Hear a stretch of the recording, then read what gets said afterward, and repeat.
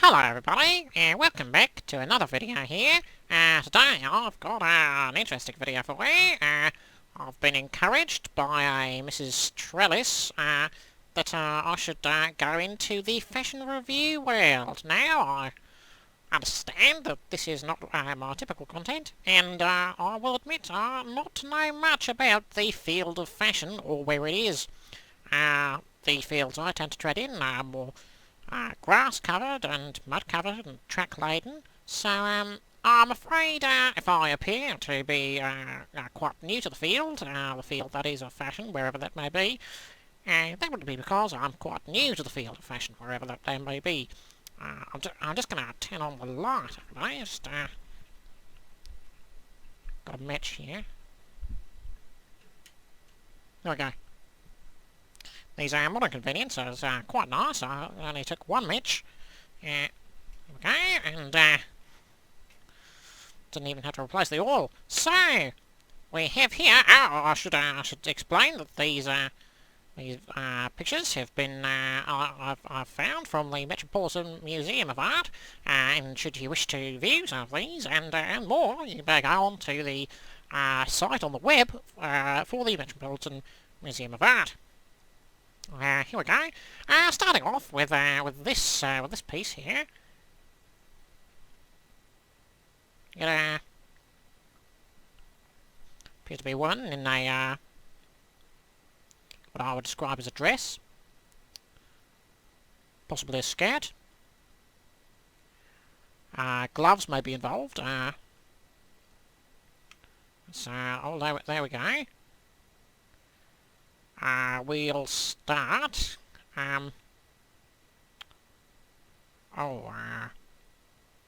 It's more difficult than I expected, ladies and gentlemen, as it turns out. Well, we've got this frankly ridiculous display of a helmet. So let me just here we go. Oh, I've also been instructed to make pointless red circles. So here we go. If you want a red circle there. I could put it over here, but I feel that would be unnecessary. So, so I would outline this as a. There we go. Yes. See this well, this appears to be. I can only assume to be foliage. There's also an interesting sort of. Here we are. It's I can only describe that as foliage, and I don't understand, ladies and gentlemen. I perfectly understand the need for a hit. Hits can be very useful. However, this one,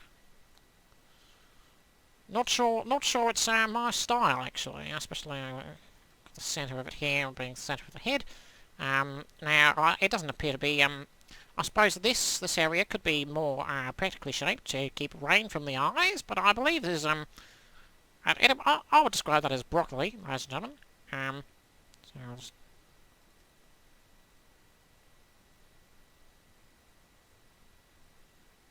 well, you get the idea.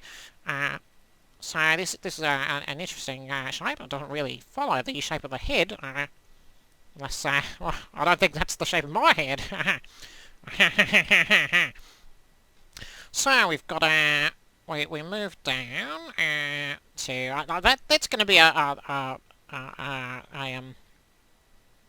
what's that part of your hand that's not a. So we've got the fingers and the other one. Well, it's down there. So here the necklaces. I don't understand necklaces, but these do not appear to be particularly offensive to me. This is I think it's a curtain tie, and I think that works. Repurposing things is a valuable skill in not only the world of fashion, but the world in general. And I will commend the intuitiveness of reusing this for that purpose. The green is not offensive to me, and that is what I have to say about that. This appears to be some device for signalling. You have to assume to a train or stagecoach. Here we've got... I believe these are the curtains. So these are the curtains which were formerly held up, or rather held back by these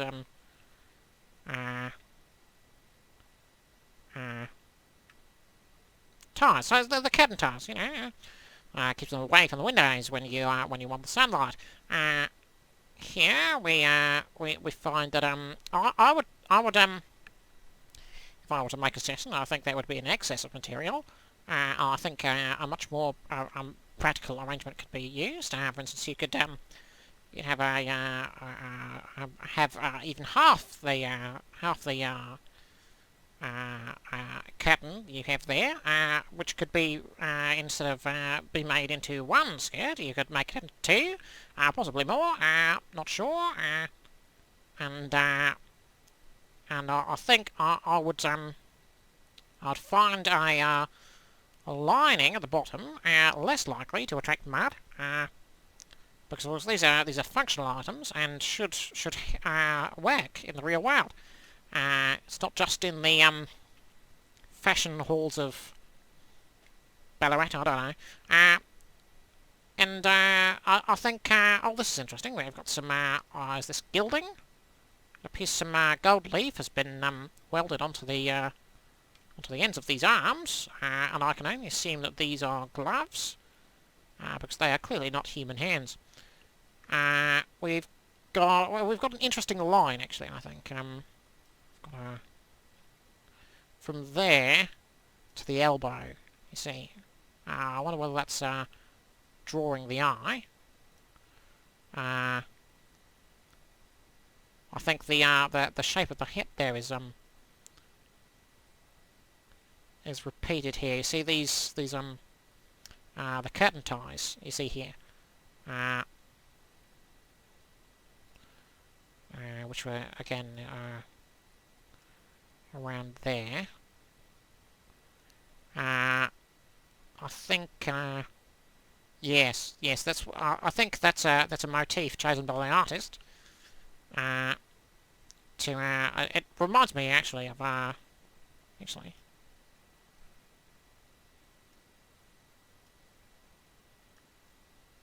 There we go.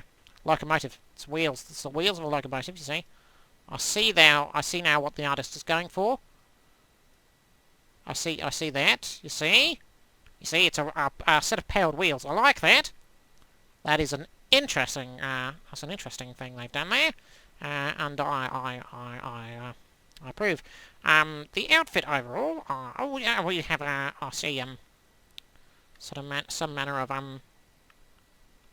shoes, which don't appear supportive, and appear to be covering a very small amount of the foot. I would recommend covering far more of the foot in case of falling pieces of wrought steel, wrought iron, sorry, at this time. So, you know, if you have to, lift a turn signal, you really want grip there, because of course these levers are especially used for signalling, which I see we've got the perhaps it's the end of a lever, which she's tried to signal to a train, but has come off. And I think she'd have more traction in more supportive shoes, and indeed shoes that covered more of the foot. Because whilst socks are a useful invention, and I do appreciate them, they are not that protective, of course. They are mainly for insulating heat there.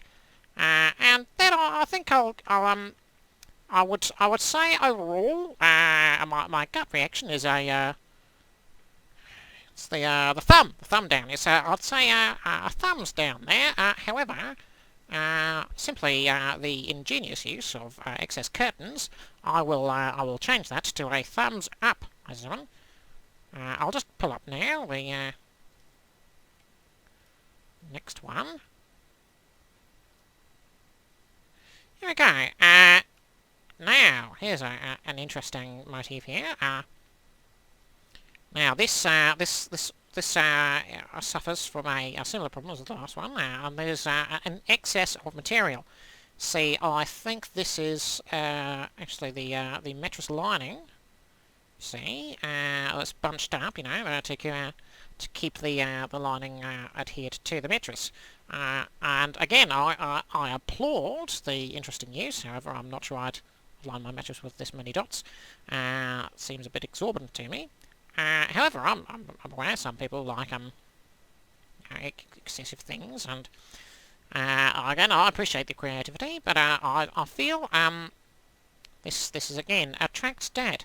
It'll attract dirt unless you're trying to create a seal underneath yourself, which would work on a very smooth surface at a very precisely defined height. You could, for instance, use this as a skirt, no pun intended, intended, on a hovercraft. This could be used as a skirt for the hovercraft. However, I don't think the technology for that existed at the time where... Oh, good gracious, she has no fingers. That's a shame. I think the technology for that was not yet available. I will say too much material here. You see, this causes an interruption in the skirt there, which would not hold the air pressure should the wearer attempt to go around with a hovercraft. This chair, I assume it's a chair, it appears to be just a vertical piece of wood. I don't know what they're sitting on. It's implied that they're sitting, because, of course, what would be holding that back? But I see no indication of anything that they're sitting on, so I have to assume they're at a crouch or are oddly proportioned. The hair, right here, the hair, I find this interesting. I doubt the feathers are original, but I do appreciate... I like the curve of the harp there. You see, that's almost Fibonaccian in design, and I appreciate the harp. The harp is good. I find the lack of fingers there, unfortunately, it's quite sad. And these talons here. These talons. That is a odd choice. I don't know if this is actually a feature of the person being drawn here, or if this is again a motif and emblem of the creative of the piece. I find this this hairband quite nice, actually. I'm a fan of that. You see, because not only does it marry functionality of keeping hair away from eyes and other vital ingredients, it also forms the a more form-led discussion there. As we can see, I'm assuming these are a rose motif, certainly plant-based, which is both pleasant to the eye and highly functional. That's a solid thumbs up from me there. And the feathers, it's not the choice I would make, but I think with the sheer practicality and brilliance of the headgear, I think we can let that pass.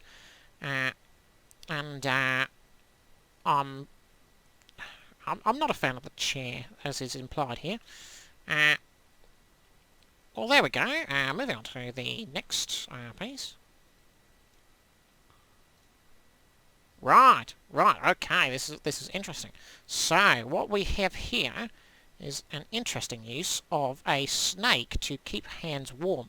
Now, this is a risky scenario, because, of course, snakes do need a large amount of heat to keep themselves alive, and I imagine in the inclement weather that is present here, that the snake would not survive for extended periods of time, unless this person is giving the body their body warmth to the snake, which I find probably unlikely, as that would have I would have just left the snake inside where it's warmer. So I have to assume this person is leeching the warmth from a snake, which I have to give that a thumbs down. I do not support the death of snakes for no reason.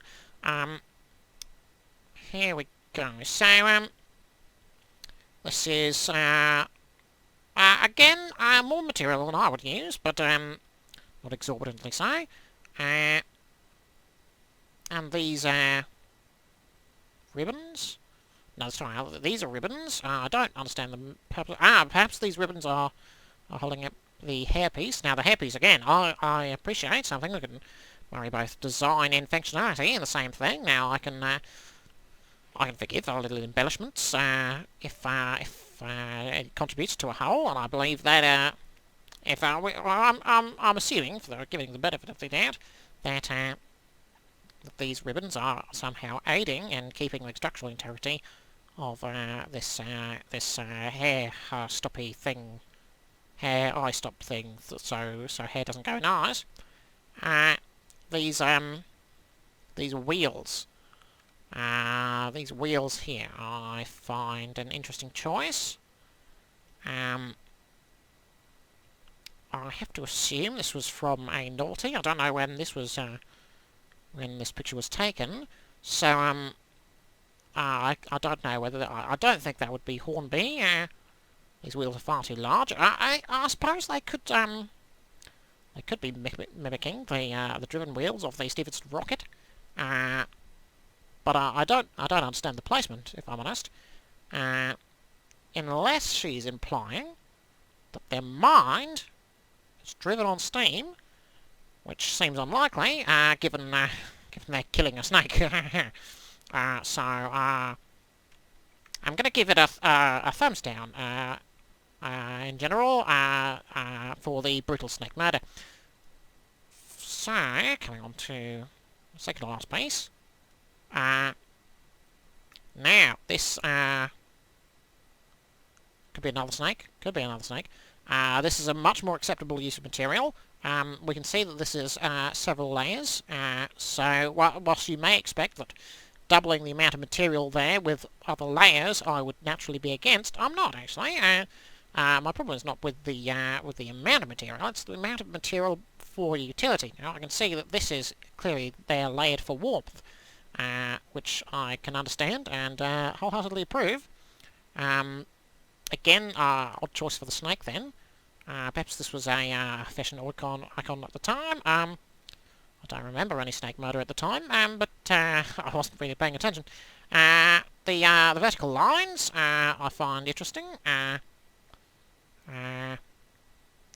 So you see what's happened here is so the snake has reacted badly to being confined and has bitten both these arms, resulting in a tourniquet being applied to stop the venom from spreading, and hence the discoloration in the arms, as they are starved of oxygen. This is one of the many perils, of course, of keeping a snake. Not only is it inhumane for the snake, it's also potentially dangerous for you, whether it be venomous or poisonous or made of rock, or maybe explosive in some way, may constrict you, and in any way, I don't think it's the perfect outcome. So I would have to say the dress, the double layer, I would appreciate. I'm fine with that. The arms, not really part of the fashion. That's more to keep this person alive, I see. This extra bow, I have to assume it's a bow. This, no, that's not what I want. No, that's, I don't understand, ladies and gentlemen. How about I,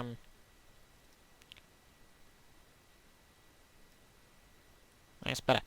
So, I find this hat. Now, this hat is disturbing to me because it's obviously eaten the face of this person, and I don't appreciate that. However, I do like the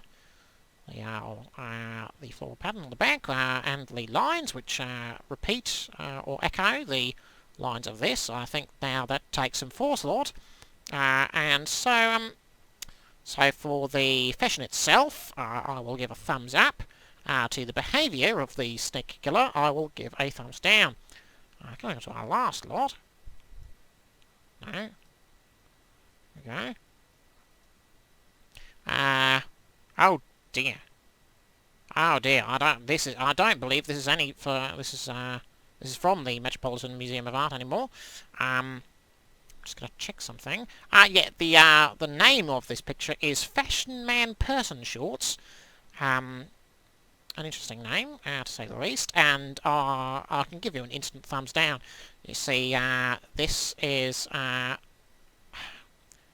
it is simultaneously too much material and too little. For instance, this person is wearing shorts. There is never a valid reason to wear shorts. You may be thinking to yourself, what if I go swimming? The answer to which is wear trousers that are not ruined by the sea. I'm firmly against shorts. There is no reason to wear them. Keep your legs to yourself. I don't want to see them. I don't want to think about other people's having legs. It's just bad and wrong.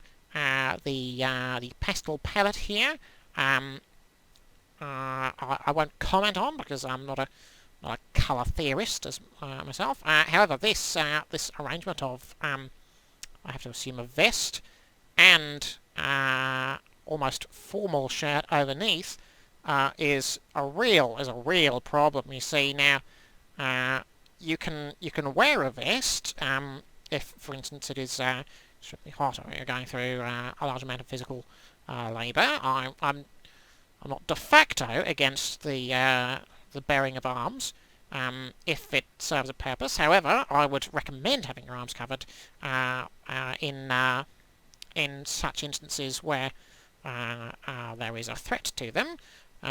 So this combination does not protect the arms. It's clearly not for warmth because there is more fabric here which could be pulled down to the wrists, but it's not.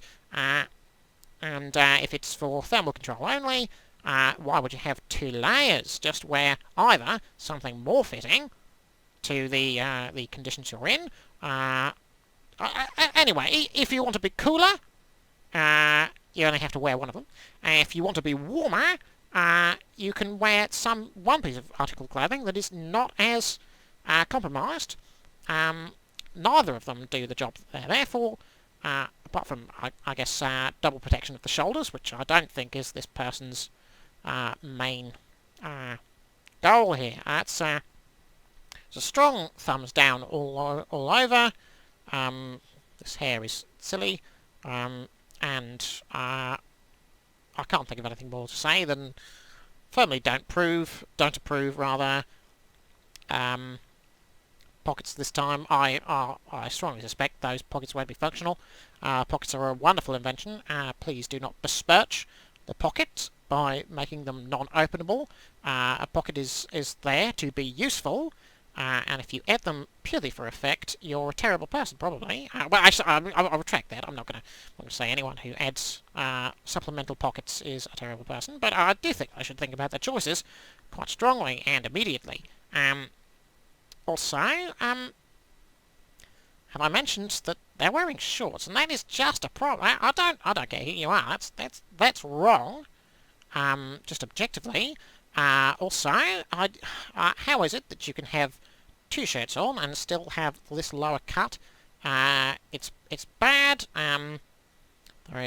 There's just too much going on everywhere, and I dislike it strongly. Have I stopped? I don't know. No, I haven't.